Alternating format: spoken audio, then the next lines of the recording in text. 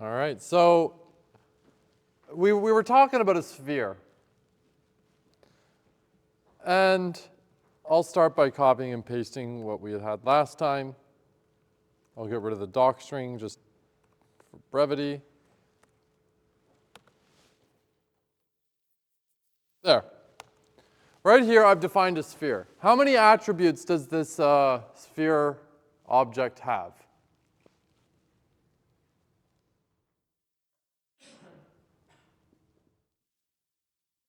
If it's obvious, say it. 4. Yeah, x, y, z, and radius.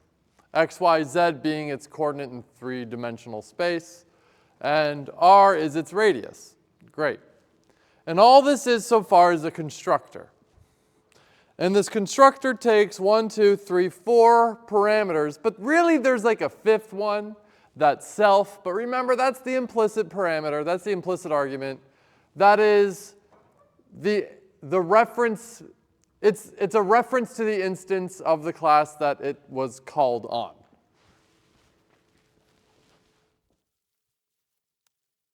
If I go down here, sphere x, y, z, 0, 0, 0, 1.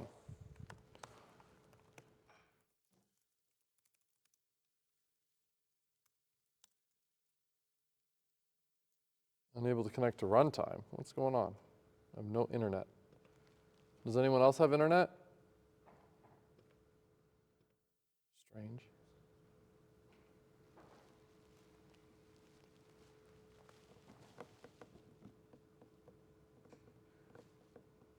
Did anyone else lose internet? No? Just me, apparently, huh?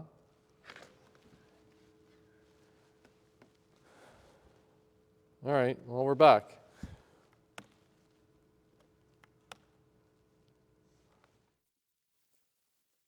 So all I have here is the start of a definition of a sphere and its constructor or initializer. Now remember, I never call that constructor directly. I never call underscore underscore init underscore underscore. I'm never going to call that method directly. Never do it. If you find yourself ever calling a method that is underscore underscore something underscore underscore, you're doing it wrong. You're not supposed to call these directly. We call them indirectly. For example, on this line right here, that's when I call it. And to just prove to you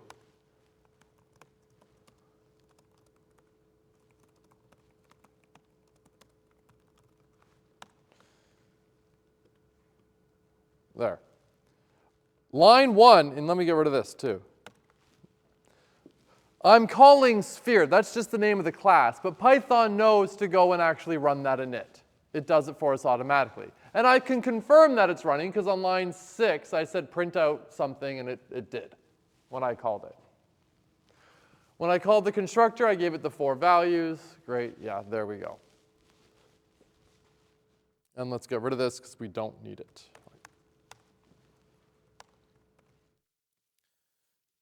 We added a few methods right here.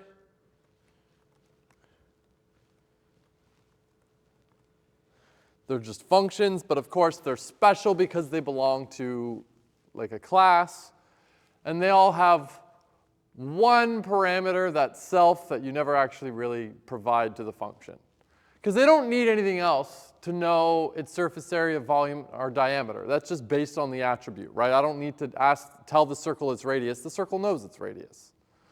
That's why I can say self.radius, I can get my radius. Because self is a reference to that instance, and so it's like, what's my radius? Oh, it's 1.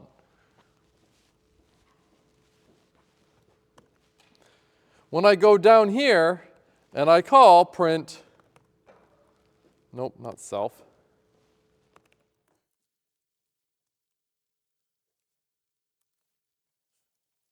When I call it, self and sphere A are reference variables to the same object. Self is a copy of this reference variable. This is the implicit argument that becomes self. All right? Cool? Any questions about this so far? Right now, I don't really have any objects interacting with other objects. I've just got I've defined a sphere. A sphere has 4 attributes. It's x, y, z coordinate, and excuse me, and its radius. And based on that, I can ask the sphere what its attributes are, and its diameter, surface area, and volume. That's it. So any questions up until now? Because it's only going to get a little bit more complex as we go. So if you got a question, now's the time to ask. Okay. Now, here's, whoa.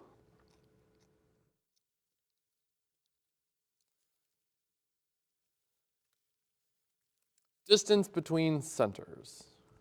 Oops. I'll get rid of the doc string. So this is a method where I want to be able to ask a circle, hey, our sphere. I want to say, hey, sphere, how far away is your center from some other sphere's center? That's the goal. So let's take a moment, 21. Distance between centers. Okay, great. The first argument, our first parameter is self. We all, there we go. And we have the other one called other. Other is going to be a sphere. Now you'll notice something interesting about the type hint for sphere. It's in quotes. And that's because sphere isn't like built into Python. We wrote it. So we can't say like sphere. Actually, maybe we can now. For some reason, I feel like in a new update of Python or something, they made it so it was possible. I could be wrong. Give me a second to try this. Sphere is not defined, right? So the issue is it's referencing a type that it isn't really defined yet because we're defining the sphere. It's kind of weird, right? So the trick here is to just put it in quotes. And then that serves as the type hint. There we go. And this function is going to return a float. It's going to return the Euclidean distance between, if you asked me, if I'm a sphere, and you're a sphere, and you asked me, hey, how far away are you from that sphere? I'm going to tell you the answer. If you asked that sphere how far away they are from me, they'll give you the same answer. It doesn't matter which one you ask. But yeah.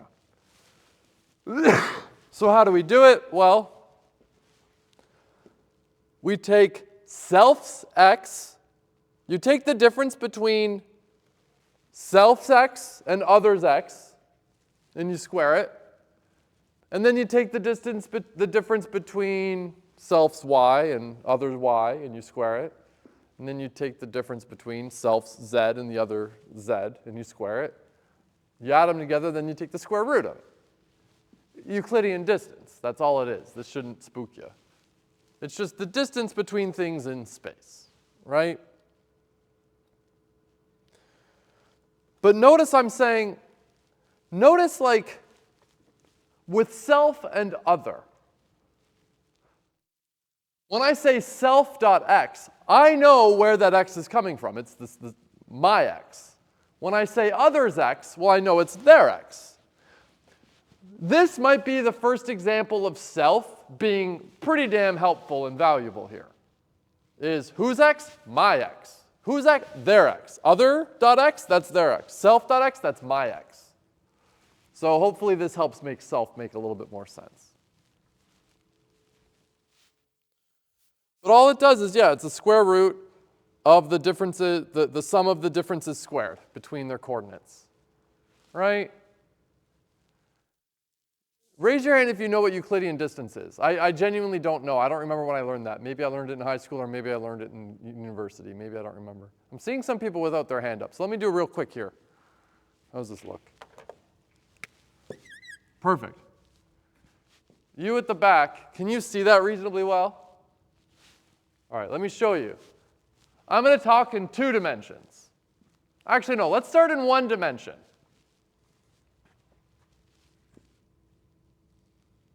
No, we'll do 2 dimensions. It's the same calculation with 3 dimension, you just add another dimension on. Now, who here is at least familiar with that whole a squared plus b squared equals c squared thing, right? Very good. You know that, right? Well, it's the same shit. Okay, here's why. You've got some point here in 2 dimensions, and another point here in 2 dimensions, and I want to know how far apart are they? Right? How far apart are they, right? Well, really, what you want is the hypotenuse between, you want the hypotenuse of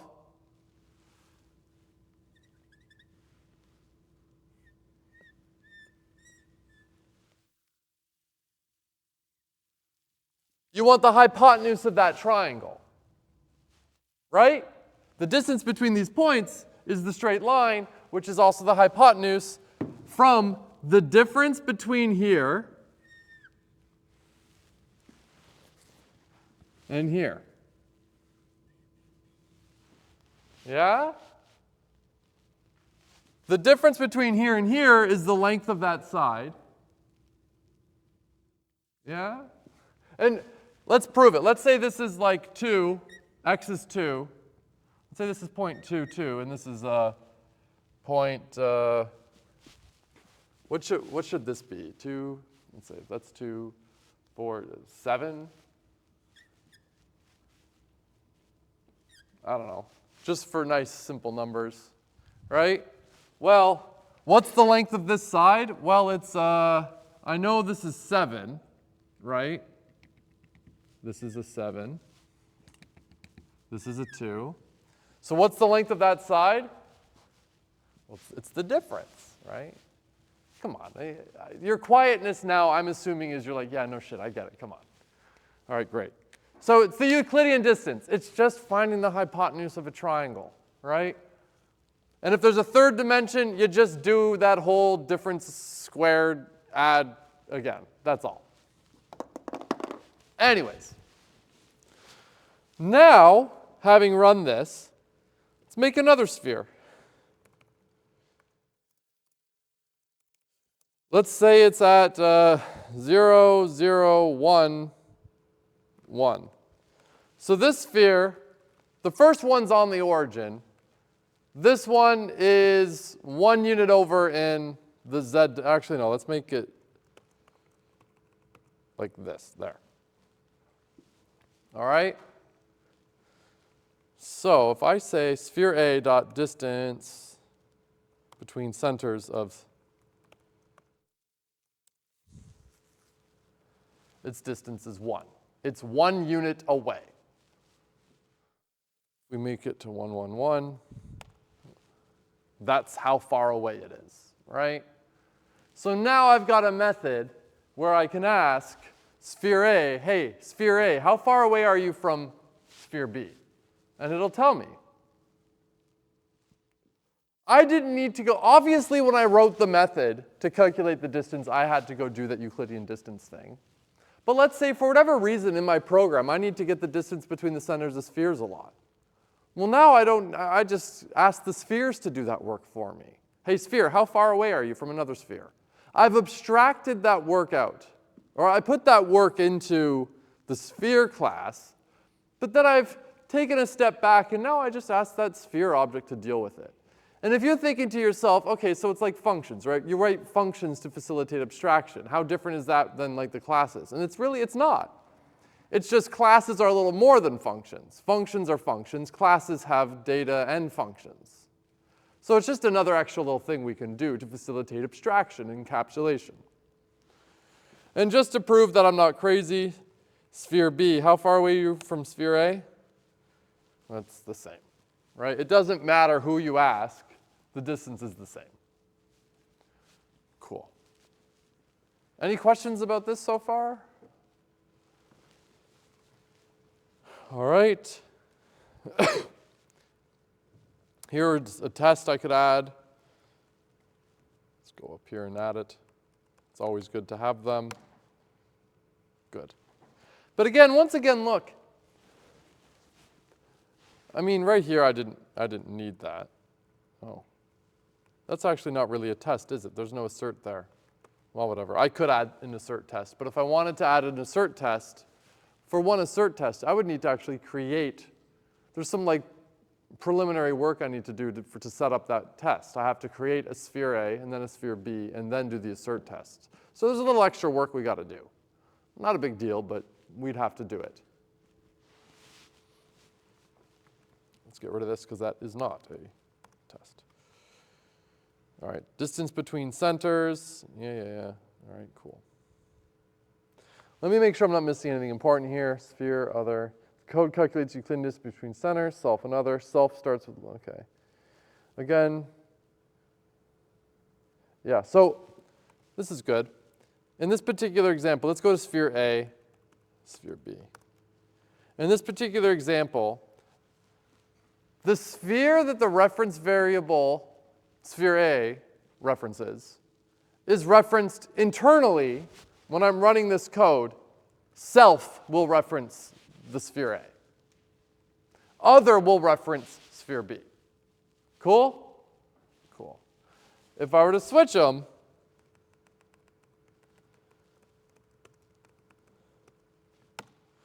well, now, self would be what sphere B references, and other would be what sphere A references. Cool? Cool. Now here's one. Distance between edges. So maybe I can find out how far apart the centers are. Well, how far apart are their edges? Well, that's kind of easy. All I need to know is, I'm going to draw it as a circle.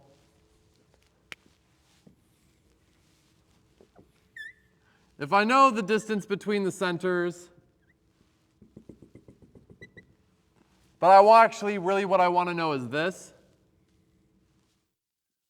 Well, all I have to do is take all of this and then subtract out this part and subtract out this part. Boom, now I have the distance between the edges, right? That shouldn't be too crazy, too scary. Does that make sense? Yeah, we're happy. Distance between the edges, they're great.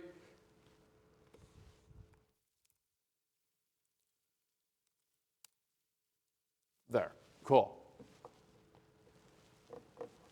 Why do you think it's negative? The distance between the edges of those two spheres is negative. Why would that be the case? They're overlapping. Yeah.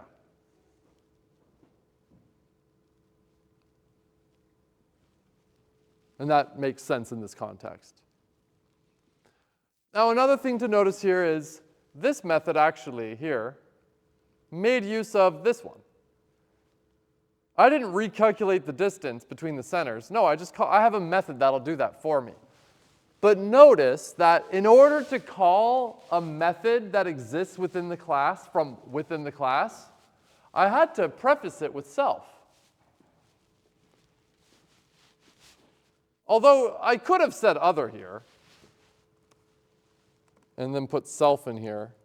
It would functionally be the same. Kind of weird, I'd say that way. But in order to actually call a method from within the class, I have to say self dot what the method is. So that's why I say self dot distance between centers to other minus my radius minus the other one's radius. Cool. Other questions? Yeah. Does other have to be called other? No. I could call it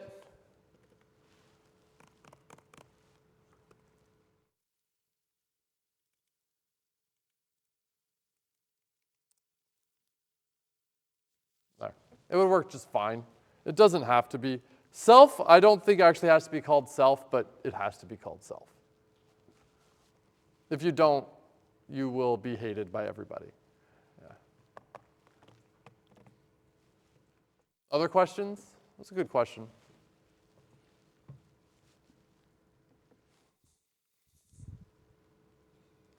And then here's one, overlaps. This checks if the two spheres are overlapping. Well, based on what we just observed about a negative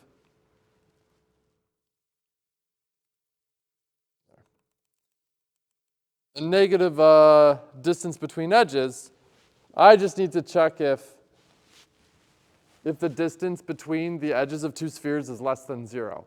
Now, I've got a bit of an edge case here. And I've said in the doc string, two spheres that are touching, distance of 0 between edges are considered overlapping. So I made it so if the distance is 0, I'm saying they're overlapping. You might say, really? I don't think so. Fine, code it the way you want to. But in my brain, I was like, yeah, okay, for our purposes, if the distance is 0, they're touching, they're overlapping, fine. But if you're wondering, how should I have known the less than or equal to? The equal to aspect was a decision by me. It's not something that's necessarily intrinsically true. It's an edge case that's kind of funny. Cool. Other questions? Anything else? Or is this so easy peasy that you're happy and we're cruising? Oops. Now, the init is a magic method, but it's a method that we never call directly. We call it indirectly through just calling the name of the class, and it does some setup for us. But there are actually a lot of other magic methods that we could write for our objects.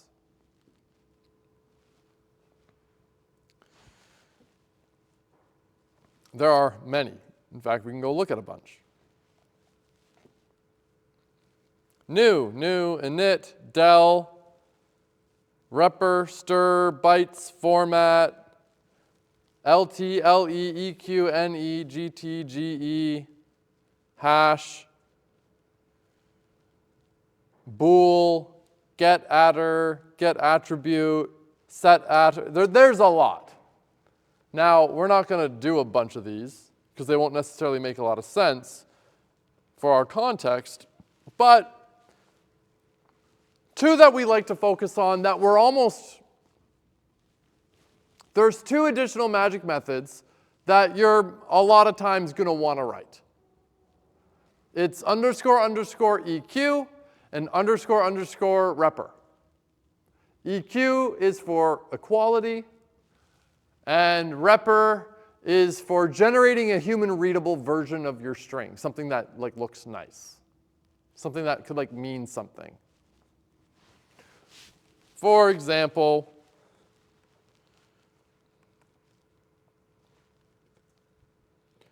right now, if I say print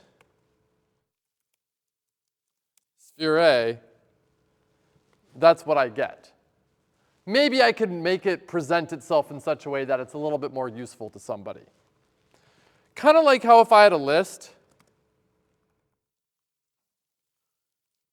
by default, if you were to print out a list like this, it would say list at memory address, blah, blah, blah, blah, blah, blah.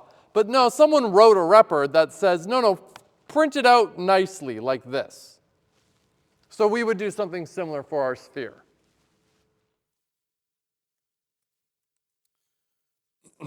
Okay.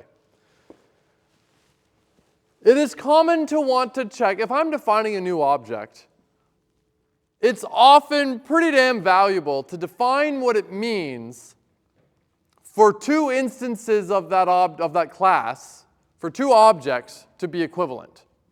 What does it mean for these two spheres to be equal?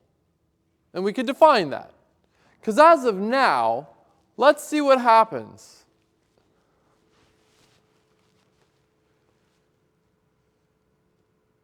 Here, I've got sphere A and sphere B.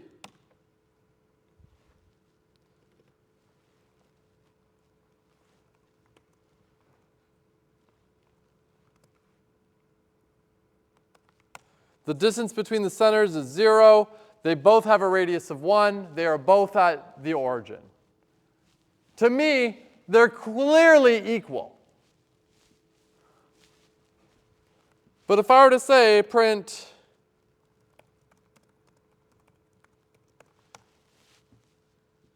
it's saying no, they're false.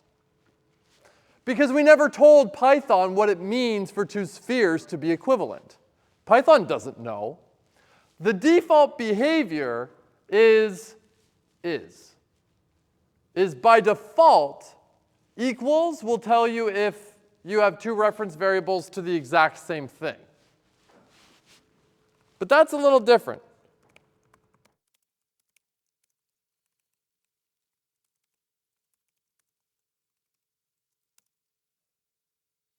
True, because they're both literally the same thing. They must be equivalent. They are the same. So I am equal to myself, right? But we've never defined what it would mean for one sphere to be equal to another sphere. The only conclusion Python can make is, well, if I ask if one thing is equivalent to itself, it is. That's all it knows. We have to go and define what it means for two things to be equal. Two spheres to be equal. And to do that, we say def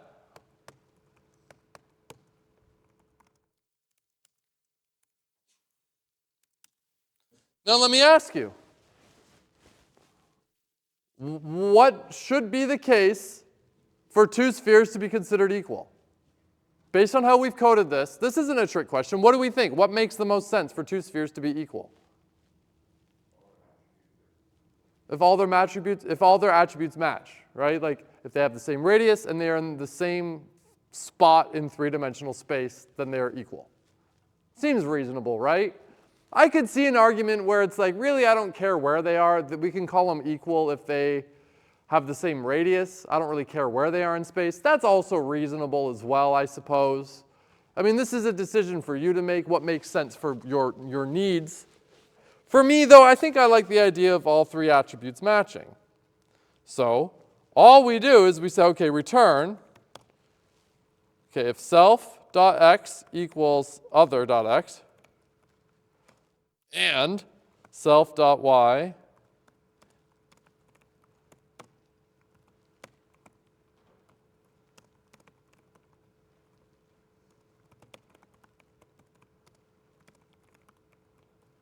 there.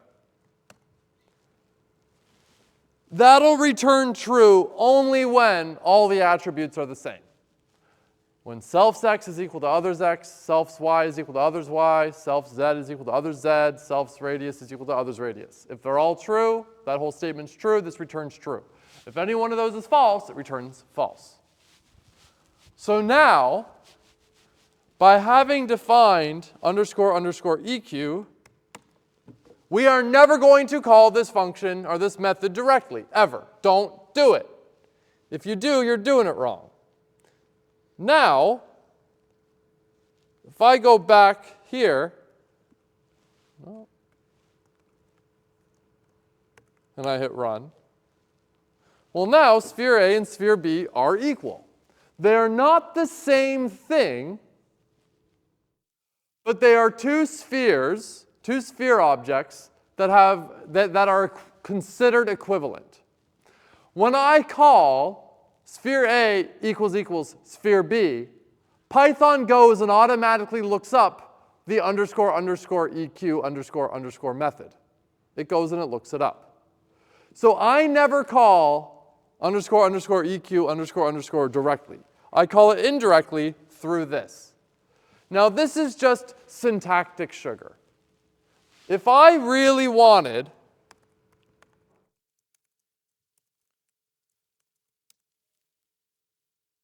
I could do that if I really wanted to. But here's the thing. You never want to do that. And if you do want to do it, you're wrong. Don't do this. But this is functionally the same as this, but it's the correct way to do it. Now what's interesting is all of these classes, all of these objects that exist, actually exist in a hierarchy. We created a circle object, and it's actually a subclass of like object. Oh, my phone. And because of that, we actually inherit a bunch of methods from one of its things above it in its hierarchy. We inherit methods for free. For example, we inherit, before I wrote underscore underscore EQ within the circle class had an underscore underscore EQ method in it. You just didn't see it, but it was there. But its default behavior was to check sameness, to check, is this thing literally the same as that thing? But because, although we got it for free, we can be assured that every object is actually comparable with equals equals. It's always comparable.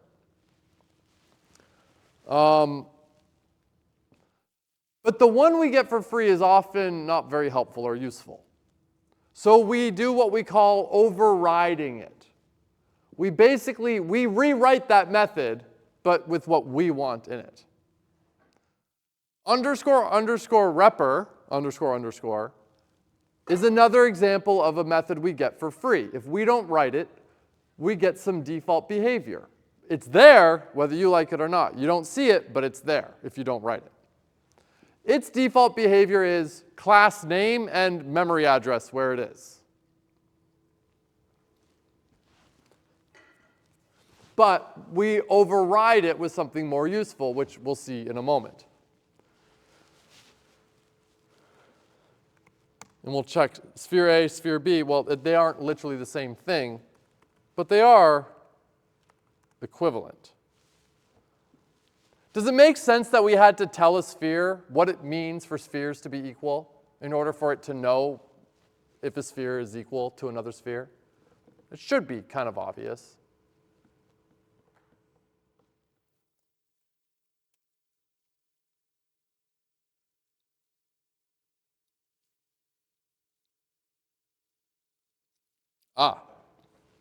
There's actually a big issue with our equals right now, a really big issue. Imagine for a moment, here.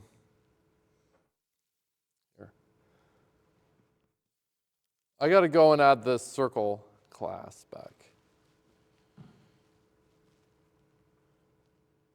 There.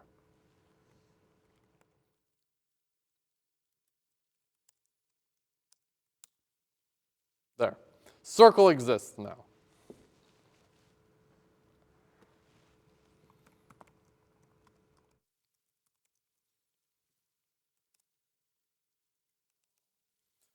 I want to check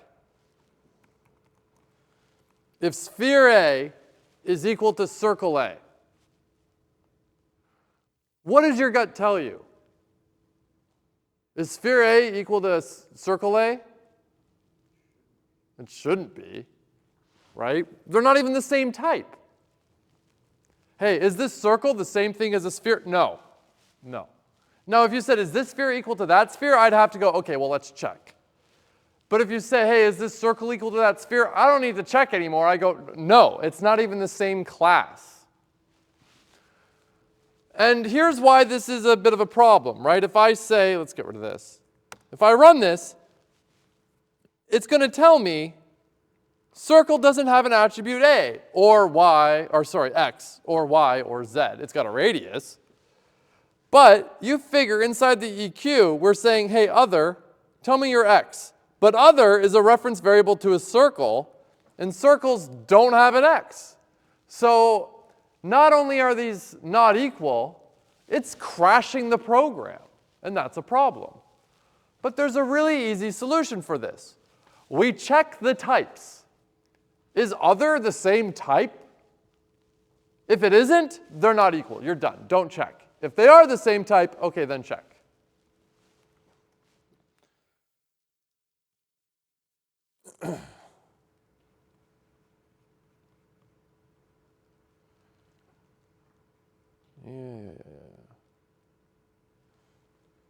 So here's the improved version.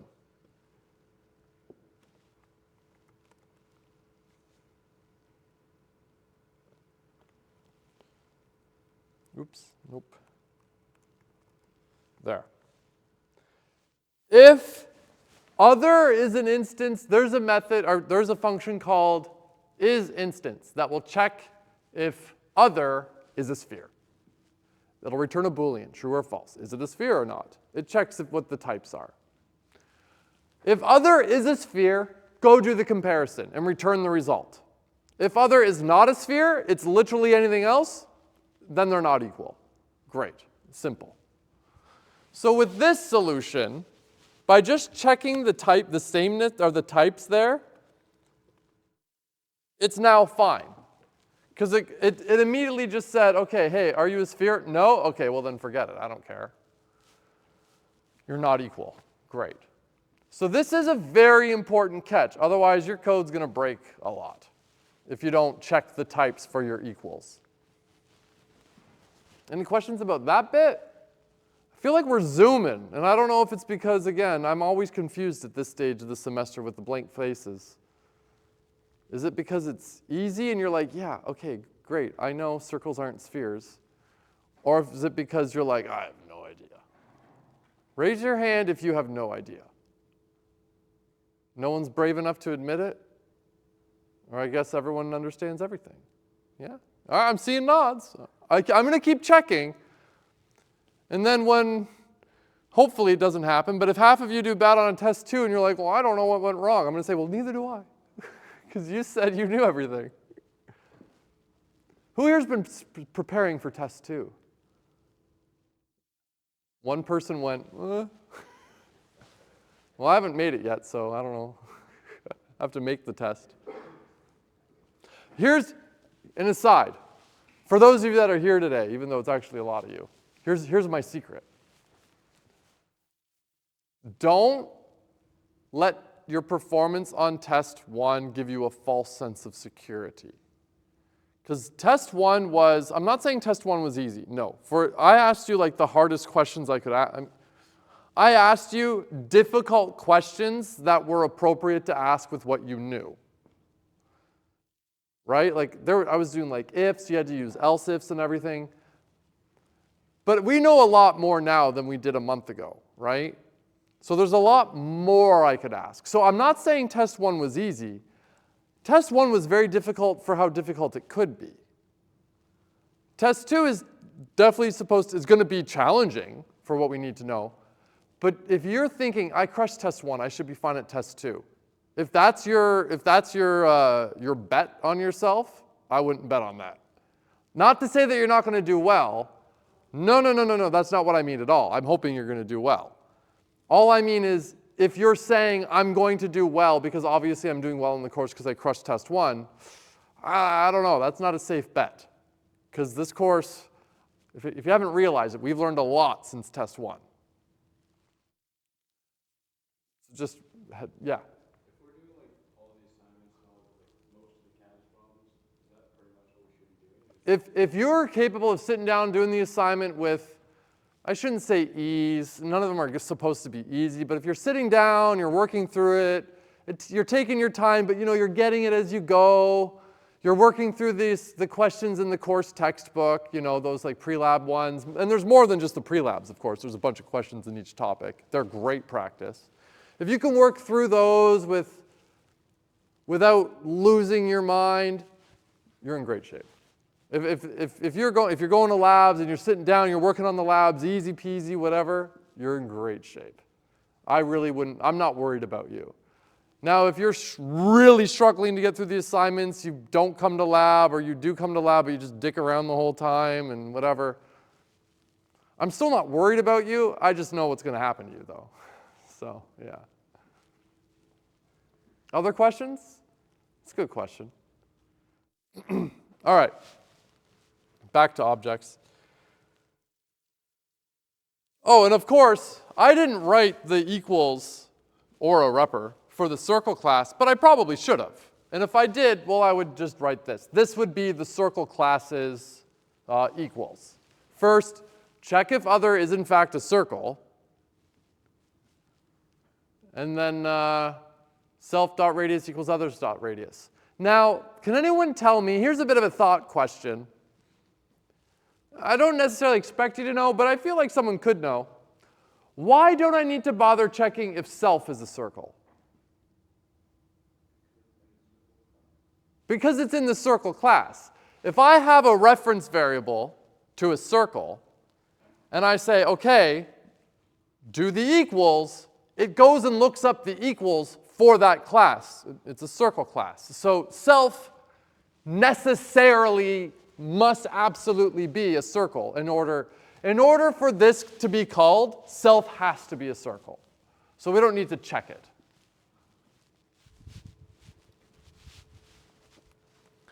Imagine I had this written, no, here, I'm going to go write it in the circle class. So I've got the circle class right here. There.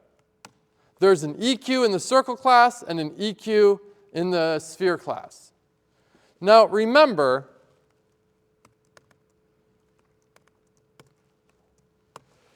this is functionally equivalent. I am now directly calling underscore underscore EQ. Again, we wouldn't do it this way, but for the sake of just this point I'm making here, I'm calling it this way. Sphere A dot underscore underscore EQ underscore underscore, right? Sphere A. And what type is a sphere A? Well, it's a sphere because I can see it right there. I have two EQ methods, though, written up in this box here. One is within the sphere class, and one is within the circle class. Which one of those two is going to get run? When I ask the sphere, I call the EQ method on a sphere. Is it going to call spheres EQ or circles? Raise your hand if you think it's the sphere. Put your hand up. Of course it's the sphere. If I ask a sphere, if I say, hey, what's your first name? You're not going to tell me his first name. That's stupid, right? So obviously I'm asking you, right? That's what's going on there. So because if it's calling the sphere's EQ, it means the thing it was called on must have been a sphere, meaning self must be a reference variable to a sphere. It must be.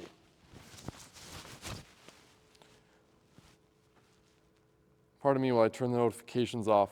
I never have notifications on my phone, but I turned it on because a friend of mine wanted to show me that Discord had a fun, spooky ringtone.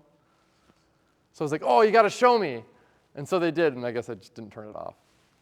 And if you don't know, it still has a spooky ringtone if you want to check it out. And by spooky, I mean, you know, it's like fun, Halloween. Anyways, not that important right now. Now, repr. Like I showed you here, if I print out a list, I get a nice, good view of a list. If I print out a sphere, I get this. Main sphere object at blah, blah, blah, blah, blah, right? That's what I see. Not very nice. That's the default behavior. But we can go and we can write our own repr.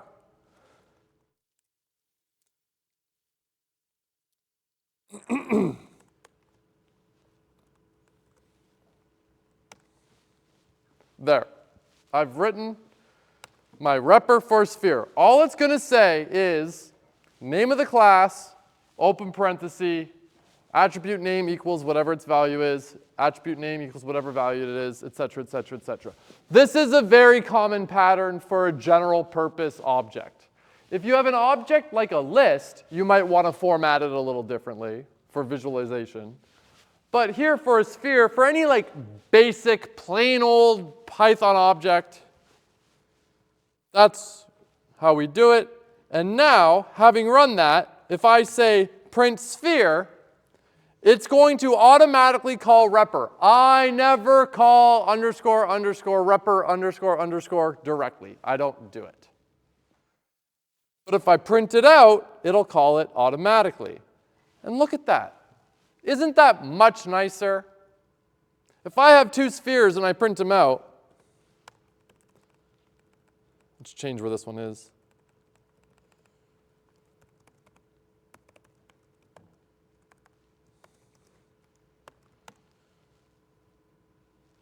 It's a lot nicer.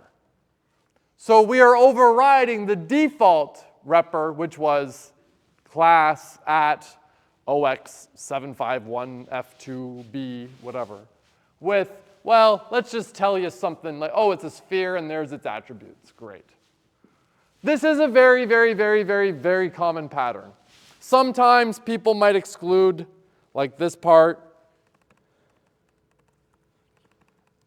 It's, you know, it's up to you, whatever. There, now I don't include the other bits. Now it's just 0, 0, 0, 1, right? I think I've got an extra space in there. No, maybe not. But this is a very, very, very common pattern. From now on, with all classes you ever write,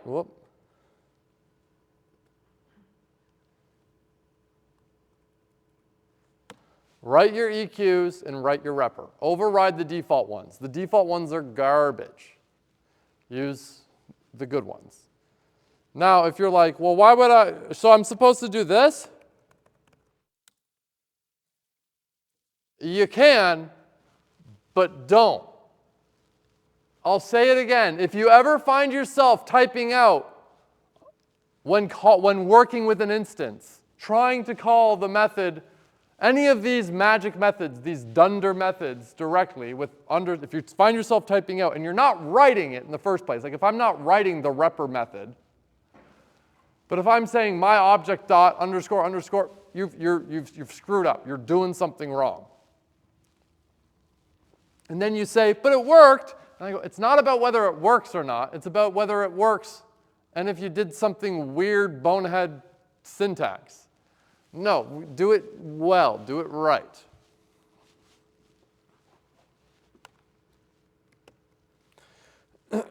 So there's the repr. And here would be the repr for the circle. It just has a radius, so that's what it would look like too. Now,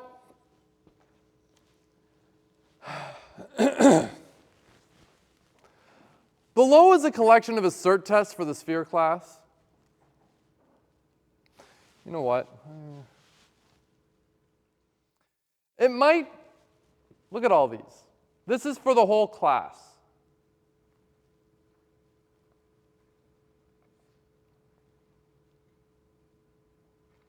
Oh, this is actually wrong. Because it doesn't include like radius equals or, x, y, z equals, whatever. Anyways, point is, these are getting kind of hairy, aren't they? These assert tests. They'll work. They'll do the trick. But I mean, there's a lot to. Did I cover all the cases? I mean, I'm getting lost in the wall of text here, I don't know.